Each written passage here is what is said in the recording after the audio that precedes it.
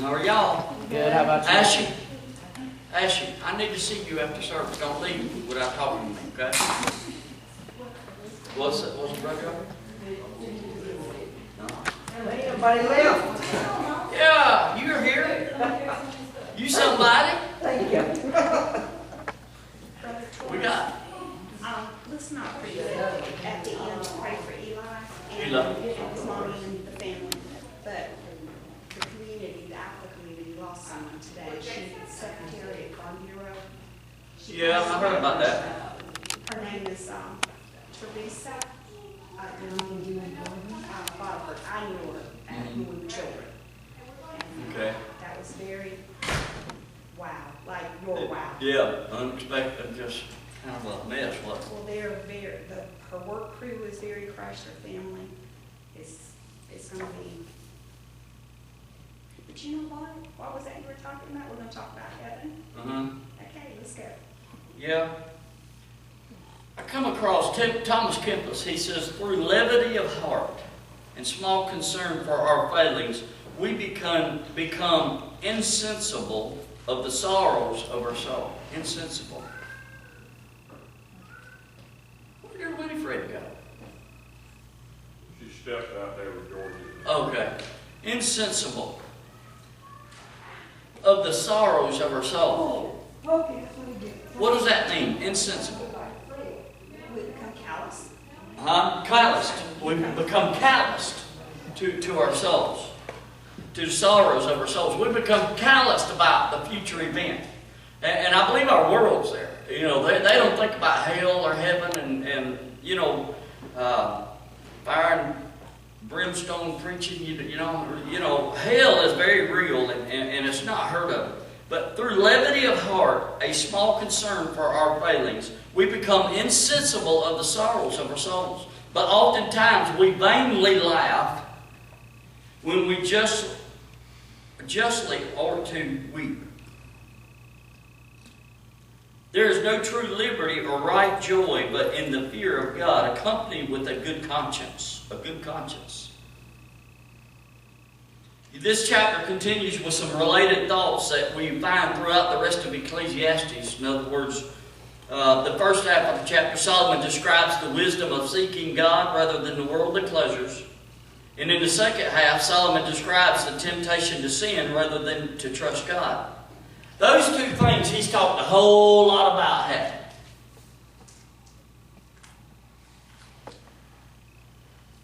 You know what's neat in studying this? Who did he learn the most of all that about? Where did he get this wisdom?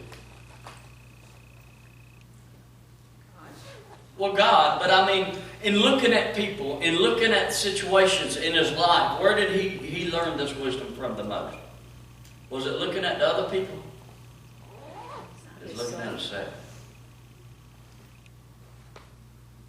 Looking at himself. Solomon didn't walk the walk that he should have walked many times. He was looking at himself. You know, Solomon describes the wisdom of seeking after God rather than worldly pleasures. And he also, the temptation to sin rather than trusting God. See, our desire to be independent of God makes it difficult for us to find wisdom. Solomon was there many times in life. You know, that's why we can learn so much from this Ecclesiastes. He's so, because he's been there, you know, it makes it difficult for us to find wisdom when our desire to be independent from the Lord is there. Gaining wisdom in unlikely places is what we're going to be talking about. Warren Wiersbe, he said this: it's not uncommon to find people who treat serious matters lightly while holding unimportant matters like sports to be the most significant issue of the day. Important matters such as the possibility of life after death are treated with scorn, humor, or at worst of all, dismissed as not worthy of serious thought at all. He said, years ago, I was sharing the gospel with an undergraduate student at Stanford University. The conversation was quite civil until I got to the part about the consequences of not trusting Jesus. Talking about hell. The idea of hell was laughable to this well-educated young man. In fact, he went on to articulate the popular notion that if hell existed, it couldn't be so bad because all of his buddies would be there. It would be one big happy party. Solomon points to a better way in this chapter. He wants us to know there are matters which merit serious and sustained attention. Those who want to be wise are encouraged to go to the places where serious thought is encouraged. Gaining wisdom in unlikely places. Let's talk about that. I want to ask y'all, where's a place where we can go to not gain wisdom? A bar. A bar. That's what That's I'm number saying. one on my Yeah. list. A bar. Those WW SmackDown thingies. No, those are good. Nah. You know, come on. Yeah, they're good. You know, UFCW, all that's good stuff. Ain't it, Mister? How about this? How many people think that they're going to go to Las Vegas or to a gambling house thinking they're going to come out ahead, go to the dog track or the horse track, coming out on top? Here's a sad one. Huh? Here's a sad one. College. College, yeah. Some colleges you gain knowledge but not wisdom. No. That's a good one. Good one. A sober spirit is better than pleasure seeking. That's what we're going to talk about. We're going to look at chapter 7, verse 1 through 10. Got your Bibles? Follow along with me in Ecclesiastes. A good name is better than precious ointment, and the day of death than the day of one's birth. Better to go to the house of the mourning than to go to the house of feasting, for that is the end of all men, and the living will take it to heart. Sorrow is better than laughter, for by a sad countenance the heart is made better. The heart of the wise is in the house of mourning, but the heart of the fools is in the house of mirth. It is better to hear the rebuke of the wise than for a man to hear the song of fools.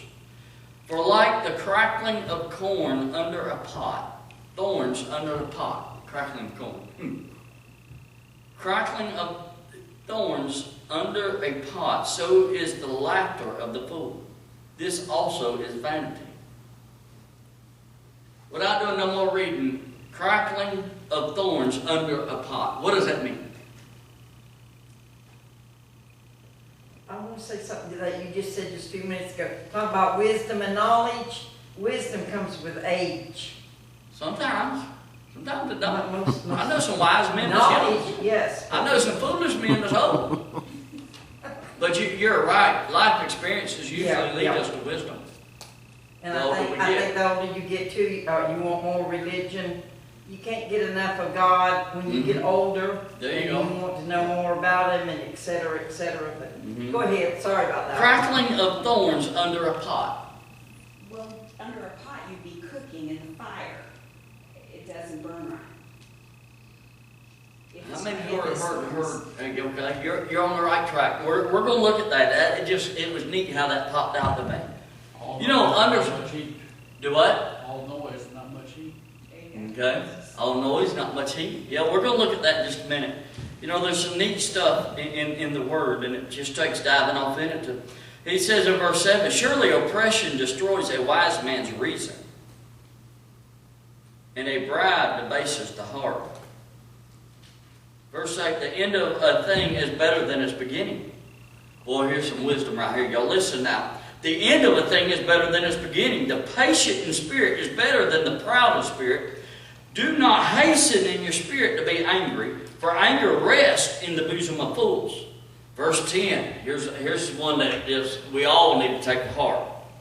Do not say, why were the former days better than these? For you do not inquire wisely concerning this. How many of us hear that?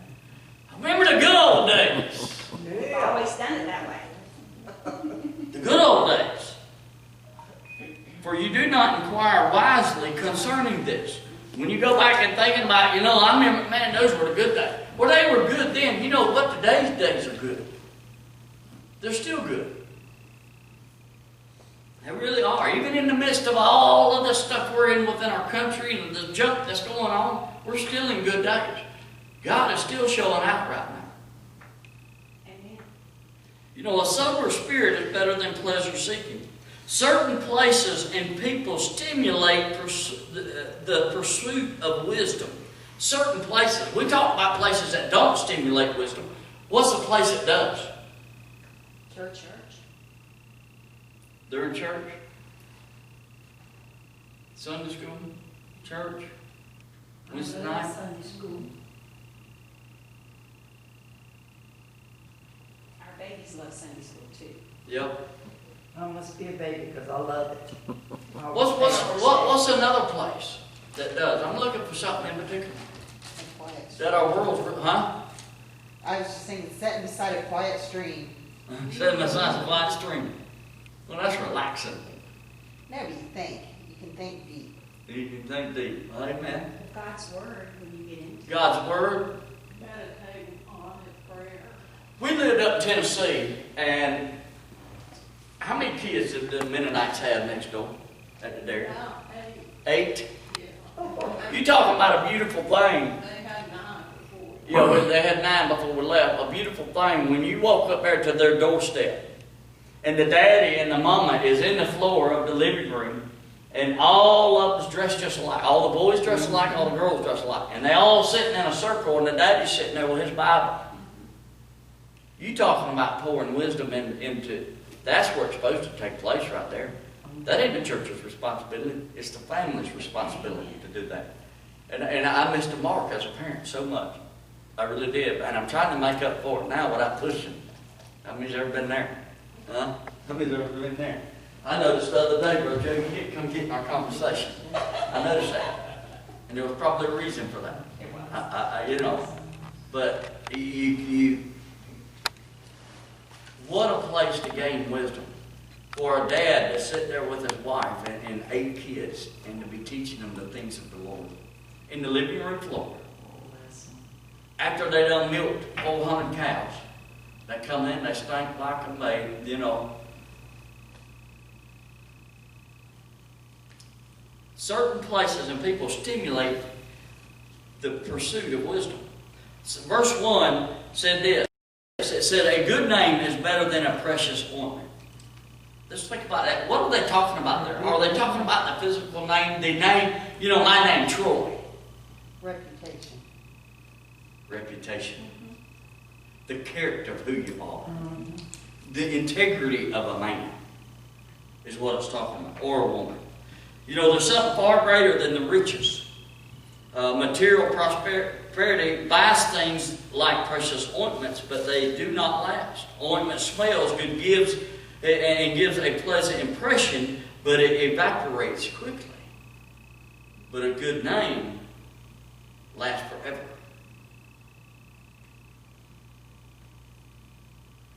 Perfume is considered external. A good name is the heart of who a person is. In our day and age, we are mainly interested in external situations, right? All about appearance. Oh, let me dress up, put my tie on, go to this thing because it'll make me look good.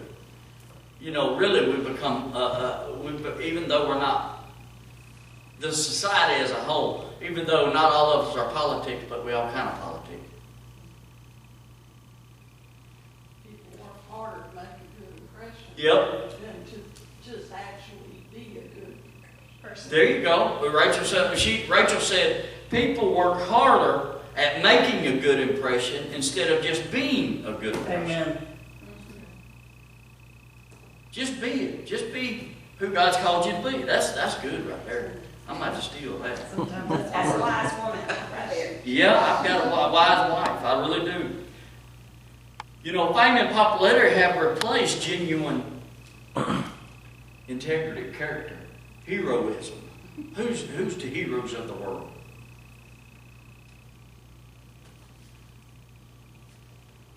How about this? It says, it goes on to say in verse 1, and the day of death and the day of one's birth.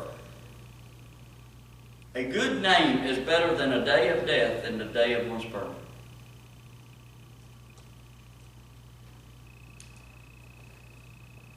The day of death, if you're a Christian. How many funerals have you seen where hardly nobody showed up? I preached a bunch of them because That's sad. they don't have a family pastor, and I get the call, hey man, you know, basically, I mean, I take the opportunity to preach the gospel to what family's there. You know, those are some of the hardest things to preach. You got to put all that out your mind and just preach Jesus and trust the Lord for the increase that could come from it. But their name meant nothing at the end of their life.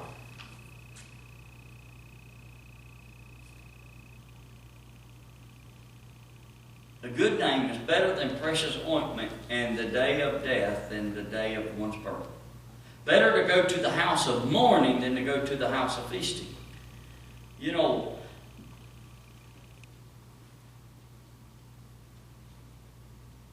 the idea that he had here that a person's character and conduct are made clear at the end seems to fit what Solomon's saying here. It's made clear with who they are. You know, much can usually be I want to read Ecclesiastes chapter 8, verse 10, where God says this. It says, "Then I saw the wicked buried, who had come and gone from the place of holiness, and they were forgotten in the city where they had so done." At their death, they're forgotten, never to be remembered. You know, much can usually be gained from thinking about the realities of life, such as death. You know, you was talking about becoming wiser. You know, we get closer to death, we get to thinking about it. You know, I was with a pastor one time, and he was talking about, well, y'all know Gordon, and he was talking to a guy, and he says, I just don't know if all that's real. And Gordon says, well, you know what? If I'm wrong, I've got nothing to lose. But if you're wrong, you've got everything to lose. I like the way Gordon said that.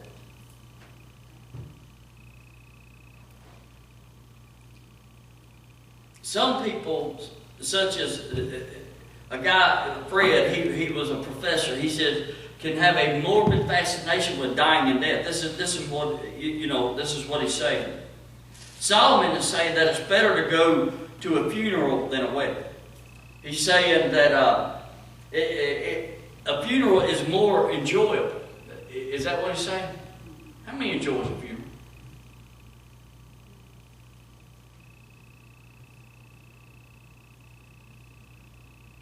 Some of them, some funerals are peaceful. Some of them, you can,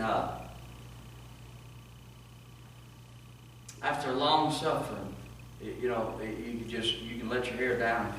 It's over. Especially when you know, that's where Grandma is. It's over. Much as I miss him, I think about him all the time. I thought about him today. Got him on my phone. Every time I look at my phone, I see Graham. I miss him. But his funeral was that way. Remember I went up there for a week, and he held on just for those few days, but when he was gone, it was over. There was a sigh of relief. You know, he's not saying that funerals are more enjoyable. Funerals are a healthy wake-up call, is what he's saying.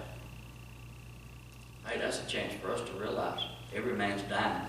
The Bible makes it plain, man's appointed once to die, right? Man's appointed once to die. All of us die someday. The shades of death are a fate no man can withstand. Homer Lindsay said that. Y'all know Homer Lindsay? Who is he? Pastor head of the convention. Yeah, he was a great evangelist. He said that ancient writers like Homer's understood that death is certain, and when a man's hour is come, not even the gods could save him, no matter how fond they are of their gods. You know, but how different perspective is it that Jesus gives us? And you know, I looked it up in John chapter 11, verse 25. What does our Lord say? He goes just the opposite way. Jesus said to her, I am the resurrection and life. He who believes in me, though he may die, he shall live. That's where true living comes from. And whoever lives and believes in me shall never die. Do you believe this? He asked. She said to him, yes, Lord. I believe that you are the Christ, the Son of God, who is come into the world. Charles's funeral, I preached that passage out of 1 John that says, death is the beginning of living. Death is the beginning of living. You know, our mortality causes us to reflect on our lives and hopefully to make changes that will reduce the number of regrets we might have on the day of our death, in the day-to-day living, regrets that we have. Living with, you know, unfortunately, most of us don't ponder these realities. A lot of people don't. We tend to live as though we have plenty of time left. Plenty of time left, don't we? The lady at lunch today thought she had plenty of time left. Probably did. She probably did what, you know. I'm sure they'll do an autopsy on that, but, you know, but she probably thought that she was good to go. See, Solomon, it's not that all believes all laughter to be wrong. Look what it says. And it starts with verse 3. Let's start with that. Sorrow is better than laughter. For a sad countenance the heart is made better. The heart of the wise is the house of the mourning, but the heart of fools is the house of mirth. You know, laughter, he's not saying that laughter is wrong. You know, context determines meaning here. Let's look at it. Here he is speaking of a ridiculous laughter. Y'all ever seen people that do that? And that kind of laughter that is usually not anchored in the truth to begin with. You know, it's much better than such an ungodly heart laughing at the stupid things than it is for a sorrowful heart being sorry for the things that's going to, how can I word that? Being eternally minded with a sorrowful heart is what Solomon's talking about. Allow that sorrow to move you to where you need to be with the Lord, realizing that our time's short and doing all we can for God to get the glory out of the rest of the life we've got to live. There you go. Think of all the people you know. Is it not true that the ones who laugh the loudest and the most are usually the shallowest and the most foolish?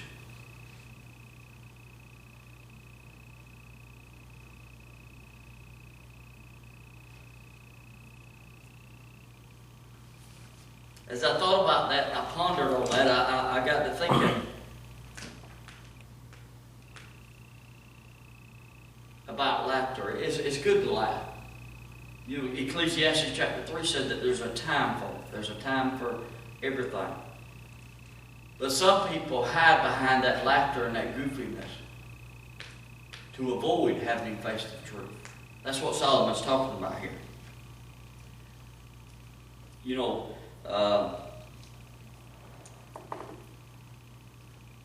one professor, his observation, this is what he said: think of all the people you know. Is it not true that the ones who laugh the loudest and the most are usually the shallowest and the most foolish?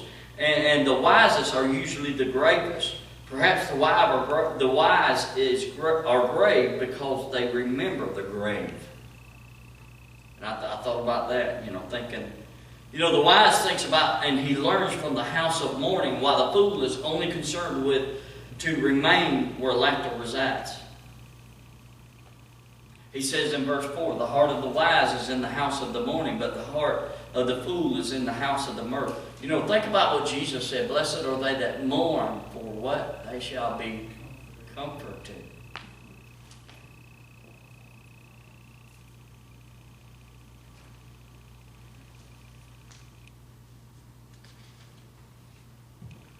One guy, he says, represent your imagination that your bed is your grave.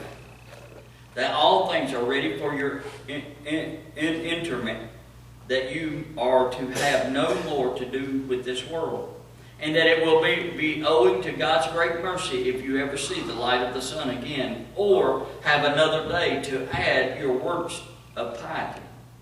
Then commit yourself to sleep as one that is to have no more opportunities of doing good, but is to wake among the spirits that are separate from the body and waiting for the judgment of the last day. We're to live as though we're never going to see tomorrow. That's basically what he's saying. Verse 5, he says, it is better to hear and the rebuke of the wise for a man to hear the song of fools. You know, Proverbs chapter 9. Let me get my Bible right. Proverbs chapter 9 says this.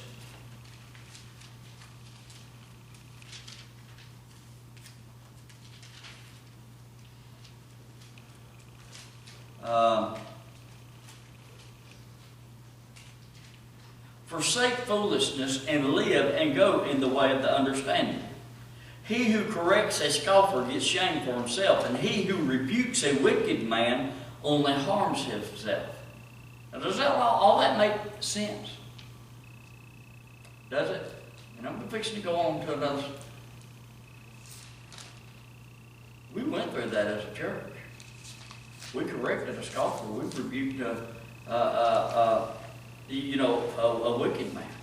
Only, and it says, only harms himself. Look what verse 8 says. Do not correct a scoffer lest he hate you.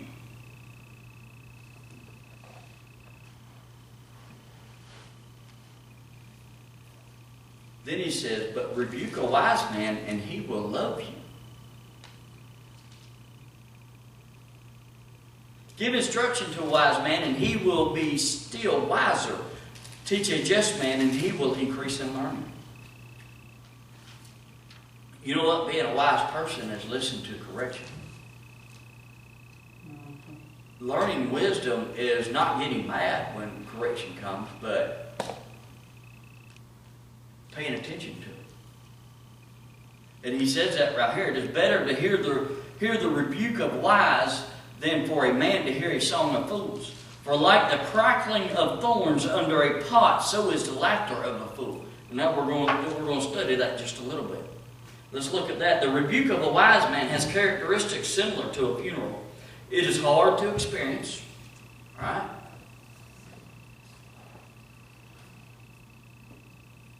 How many likes to be sat down because you're doing wrong? Anybody ever had to go through that at work? No, sometimes you get fired, so don't get stuck. She said sometimes you just get fired. Sometimes you just get fired. Yep. But much good comes from it. Much good comes from it.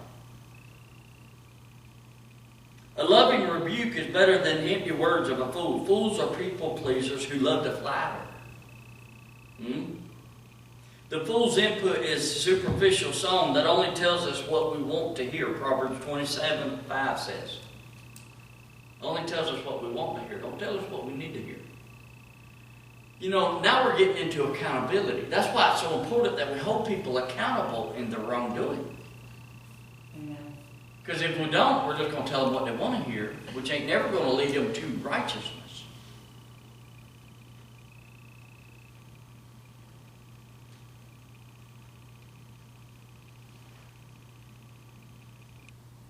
Much to be preferred is the rebuke of a wise man because he thinks about the most important issues and gives counsel according to it. The comparison of fools' laughter with the crackling of thorns, listen to this, might actually be a wordplay of sorts, is what he says. Similar to saying, nettles under the kettle. How many's ever heard that saying, nettles under the kettle? No? I hadn't either, but I thought maybe some of y'all had. This metaphor may depict the loudness or possibly the fool's transitory influence. Okay? Thorns would be quickly consumed where coal would last much longer. I like cherry wood. Up in Tennessee, I would always cut me down some cherry, and I'd always keep it separate from my red oak or my blackjack, because cherry, I could put that on my kindling, and it would burn real fast. It was very brittle wood, very brittle, and it would burn real fast, but it'd get hot quick. But it didn't last long at all. And that's kind of the metaphor that I see here. Thorns will be quickly consumed where coal would last much longer. Either way, the fool's counsel is of no value. That's what it's saying. The thorns under the kettle is of no value. You was trying to get that pot to boil the other day with that grease in it, and you only had half a burner. It wouldn't work. Wasn't no good. Thorns are the same way. Just like that cherry wood in my wood stove. It won't work. That ain't what I want to burn all the time. Because I'd have to get up every hour to feed my stove. Because it burns out so quick. Now you give me that red oak, good and dry, that old blackjack, good and dry. Or some, I'll tell you what lasts forever and get hot, old hickory. You give me some of that hickory. I like the hickory tree. The only problem is you better split it green because you wasn't ever going to split it once it dried. Learn some of that stuff.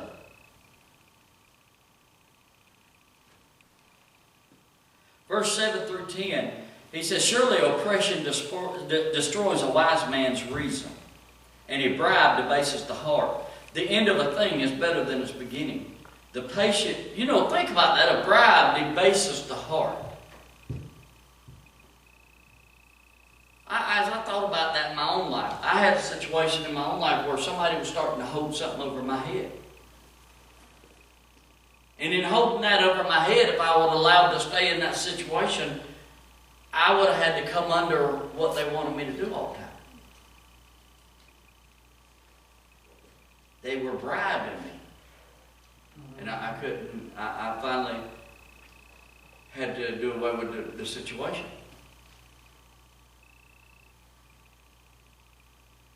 Well, I'm going to tell you something. A bribe and holding a bribe over somebody's head, holding something, that's the most ungodly thing there is. Yes, it is. Just to get your way. Just to get something. That ain't good, is it?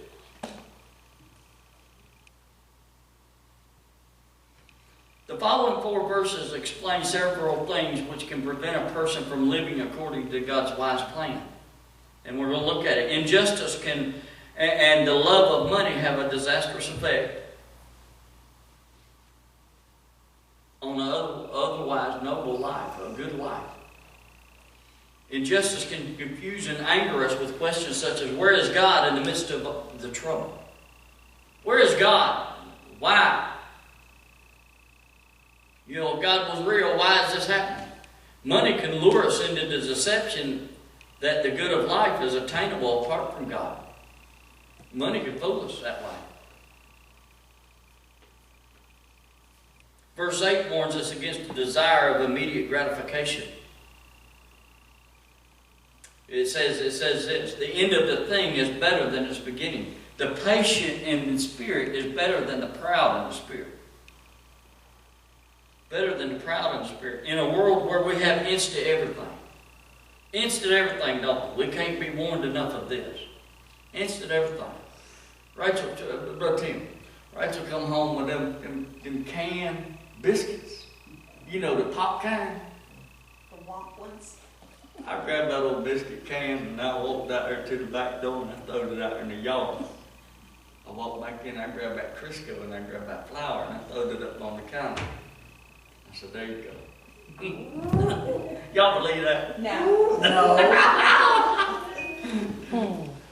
But boy, we've come instant everything. Microwave dinners, even the potatoes. She buys up the potatoes in a box.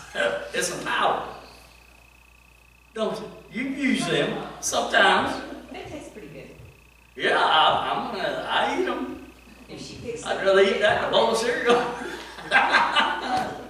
Right? Food is where we've really gotten. But it ain't just food, it's a lot of things. A lot of things. That we've just gotten to the point to where everything is instant. instant gratification.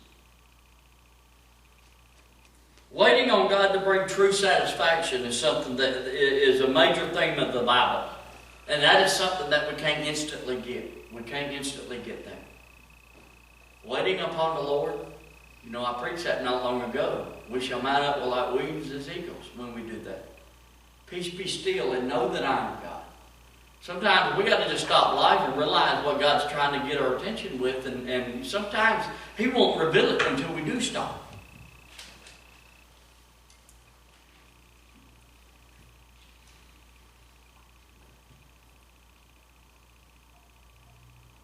know, that's a theme all throughout Ecclesiastes, waiting on the Lord. You know, warning about anger reminds us that no one is exempt. No one's exempt about anger. We can all get, woman, I see you, oh, foot. You get mad, you know. That, we call that warn cussing. Oh, foot. Right? Some of us struggle with this anger thing a lot worse than others. Some people just have a knack of not being angry. Road rage too. I guess that's the same thing as being angry. Road rage, yeah, and anger, that's part of it. I mean, you know. Anger is something that's in our lives that could come into our lives that can create a lot of problems. You know, consider Moses. He was the most humble man of his time. We see that in Numbers chapter 12, verse 3. But then you go to Numbers chapter 20, verse 1 through 13. His anger kept him from entering into the promised land. That's the very thing that stopped him from being able to go. Here, the most humble man in the world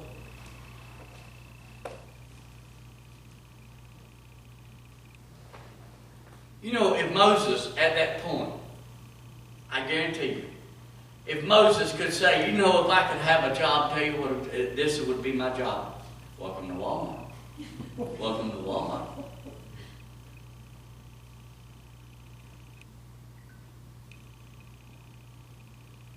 You know, this shows how challenging it can be to lead others. And I was writing an exegetical for Dr. Freeman. Dr. Freeman's tough. I mean, he just, Dr. Newell, as long as your thought was good, he didn't care about your grammar. Dr. Newell, and when you did, I remember I did that study on Moses, and he said, what tribe did Moses come from? I'm Dr. Newell, I ain't right about that. No, he says, okay, well, I got to mark it off. I said, why's that? He said, that's historical context. You're leaving out the historical context. How are we going to know about Moses right here if we don't understand where he comes from? All right, Dr. Freeman, you got me. But he was so tough on grammar, too. I mean, he was an English teacher, you'd think. And I won't never forget, whenever I wrote that paper on Moses, you know what I learned through that paper? And that's one of the things that's I think about often.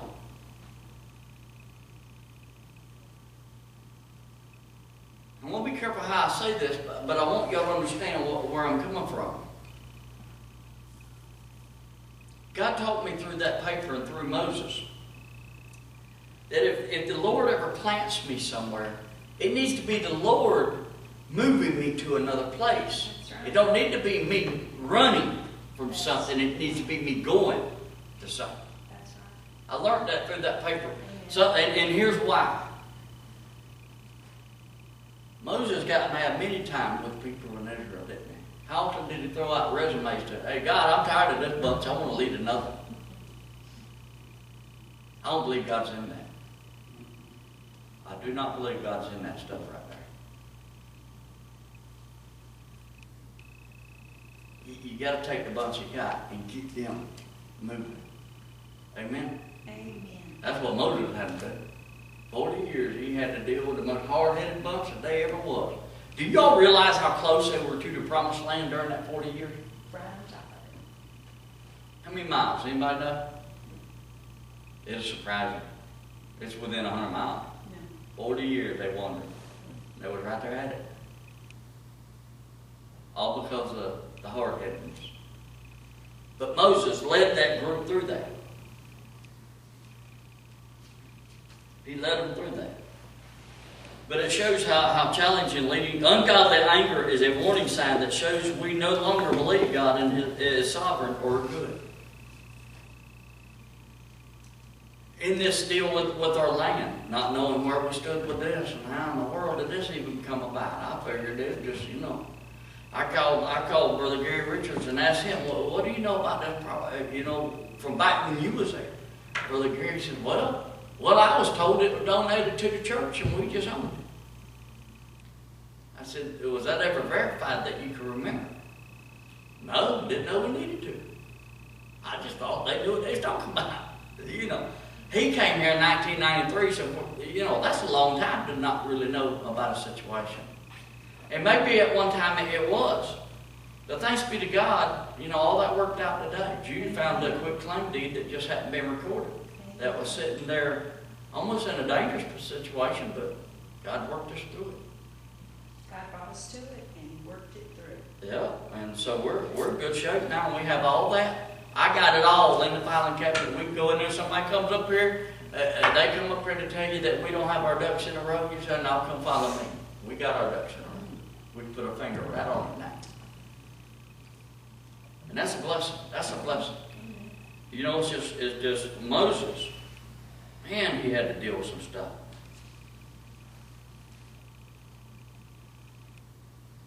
But not letting the anger get the best of us.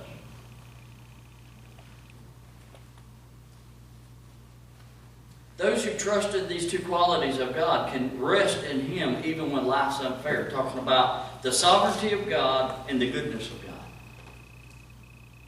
Understanding when that situation arises that we ain't been caught. God hadn't been caught off guard. He knew about this before the foundation of the world. You know,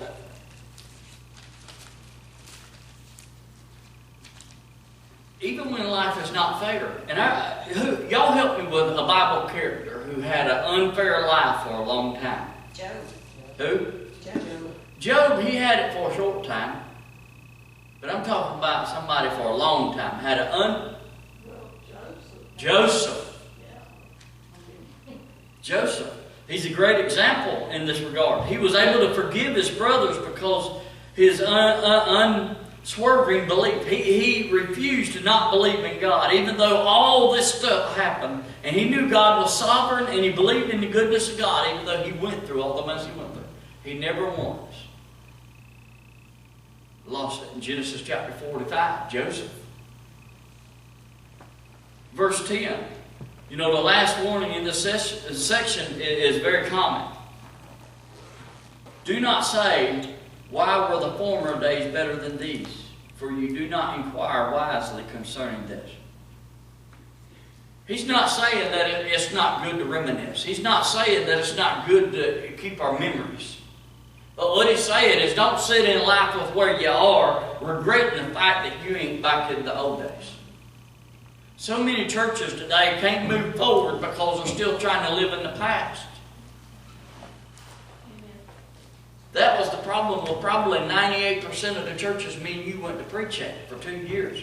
50 churches we went to preach at. I'd be all excited. Well, I get to go preach, you know, and I'd show up and sit on the front pew. I was the first person in church. There was a couple times where, good night. We had, 2 people to preach to? I preached it too. I preached as if there's 1,000.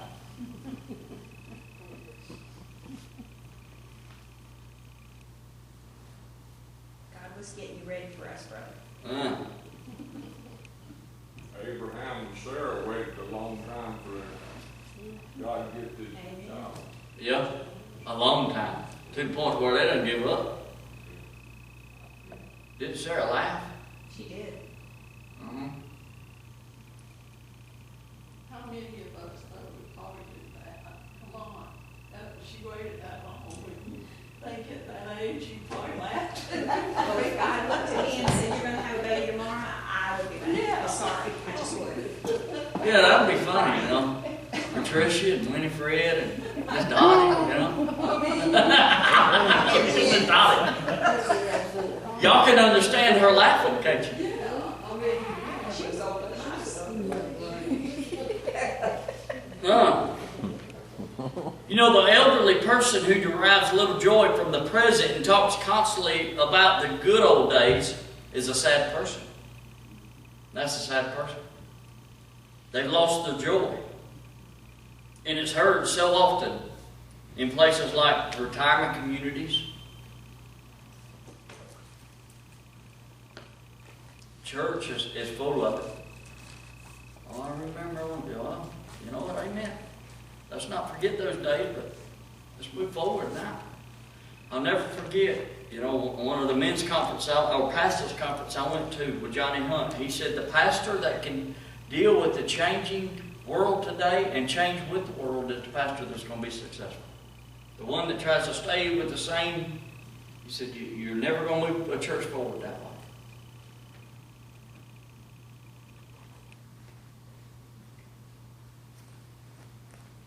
We are to live in the present, is what we're to do. It's safe to say that these people never truly live, the ones who stay in the past. They never truly live.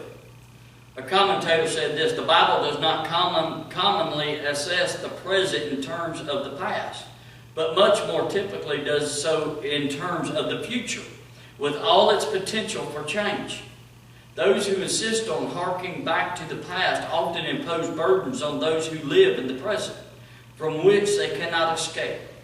But to set the present in the context of the future is to set a path before someone else that allows the past to be left behind and a new way of being to be embraced. Embracing the new. We always got to be thinking of that kind of concept, and that's hard to do. That's hard to do. The anger rests in the bosoms of fools. Do not say, why were the former days better than these? For you do not inquire wisely concerning them. How can we make these days the good old days? What can we do now to better ourselves? It's exciting as a church. I think we're really headed there. We've got some new blood, some exciting blood. We've got those who's willing to change still here, ready to move forward. It's an exciting time. As we move into our prayer time, I'm a minute over now. Let's remember the one that did pass away today. Let's remember Mike's dad, the Blackburn, that got hurt pretty bad today. Rachel and I will be leaving. Y'all pray for our safety. And I just pray for smoothness while I'm gone. That'd be nice. No. Yeah.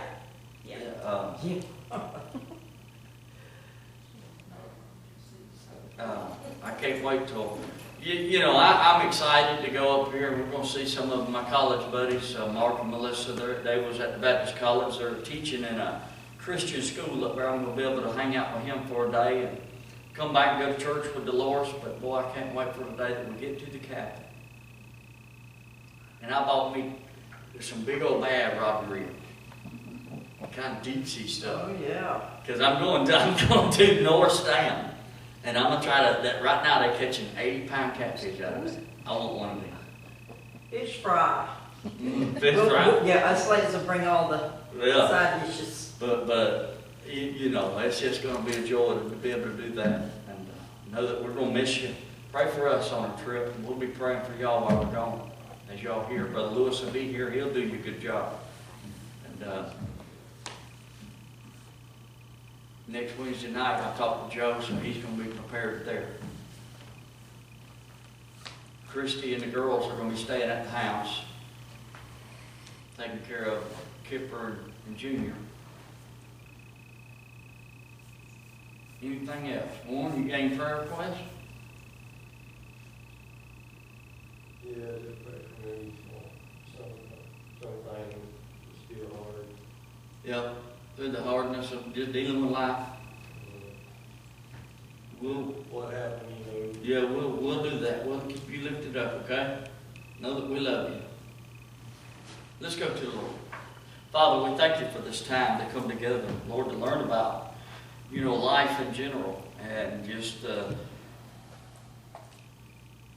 seeking wisdom in the right way, Father, as we've been learning that from Ecclesiastes with Solomon. Lord, it is dangerous to allow our anger to get the best of us to the point to where, you don't say that it's wrong to get angry, but it's wrong to act on the anger in a wrong way. Father, just teach us that, where your word says, we can be angry and sin not. But God, also about looking into the past and trying to remember and just live in the old days as good as they are, and it's good to keep those memories, but Father, it's time to move on. Lord, just to help us to do so in a way that allows us to keep the joy of living for the day. There's the important thing Solomon was talking about. Help us apply that to our lives. we pray for our prayer requests, Michael, Dad, and his issues, and Brother Warren. We just continue to lift him up to you. Father, the one who, the death that was unexpected today, we just pray that you'd be with that situation and the family there. As, Lord, that's a hard thing probably for them right now, and we just lift them up to you. We continue just to thank you for blessing us as a church. Father, with where we are, you just financially, you're just truly blessing a church that sees the commitment, sees the importance of the commitment of giving. And Lord, being a part of this church that way. And just as we look at meeting with the architects and still with the building committee and trying to figure out the plan that you have for us, God, we seek your face in that. And God, as we try to finalize some things, we thank you for allowing this situation with our property to go as easy as it did. And we just give you the praise there, just for helping us to get to be an organized people, helping us get to where we're organized in what we're doing.